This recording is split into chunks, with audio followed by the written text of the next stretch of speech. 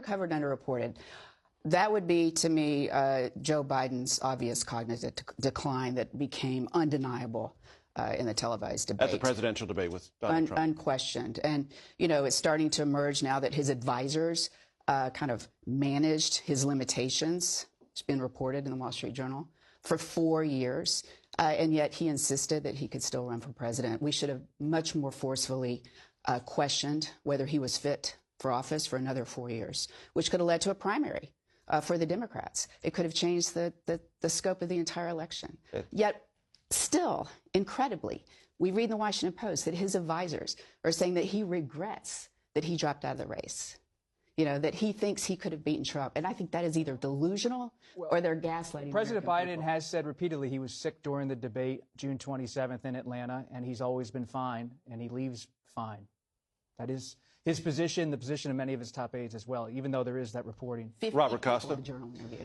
The biggest story that's underreported, the battle for working voters across the country. I spent a lot of time this year with Sean Fain, the head of the UAW. That's the battle of the future. Who's going to win over that person who's aligned with labor, or the industrial worker in this country? Is it going to be the Democratic Party or the Republican Party? It remains a key story, deserves more attention. Caitlin Hewitt-Burns.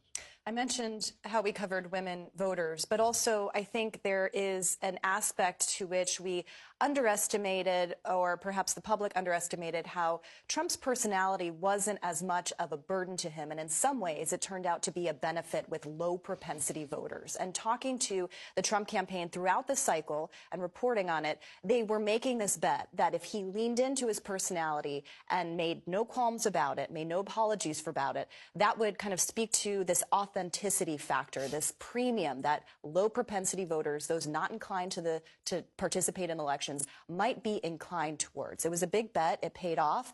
And it will remain, the biggest question I have is whether Republicans can replicate any of that, because so much of their political wins this year are unique to Donald Trump himself. Scott McFarland, underreported.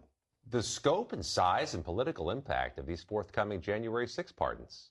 Trump has never specified if it's everybody or just some people. Will it include people who gassed and beat police officers with baseball bats, or will it just be those who pleaded guilty to misdemeanors? He's never been pressed to specify if it's all or some, and what's the political impact. Did his voters really want that?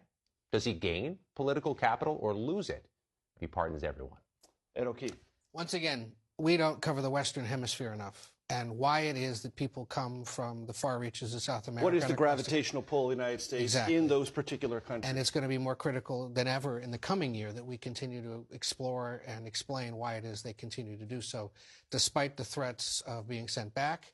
And watch also the cooperation between a lot of those countries, especially in Central America, with the United States, and the intrigue they have over the first Latino Secretary of State, the most senior Latino ever to serve in an administration and in the presidential line of succession, Marco Rubio. I heard within days of the election from Latin American governments quite eager to get on the good side of Marco Rubio, because they are thrilled to know there will be more attention paid to the hemisphere, as there should be. And there will be attention paid in terms of accepting those this administration incoming intends to deport. Yeah, that because they understand that's the gateway to better relations with this administration. That if you start with that and, you know, ensure that they're being treated fairly on their way back, that they'll probably end up taking them. No formal agreements yet, but they're willing to have the conversation.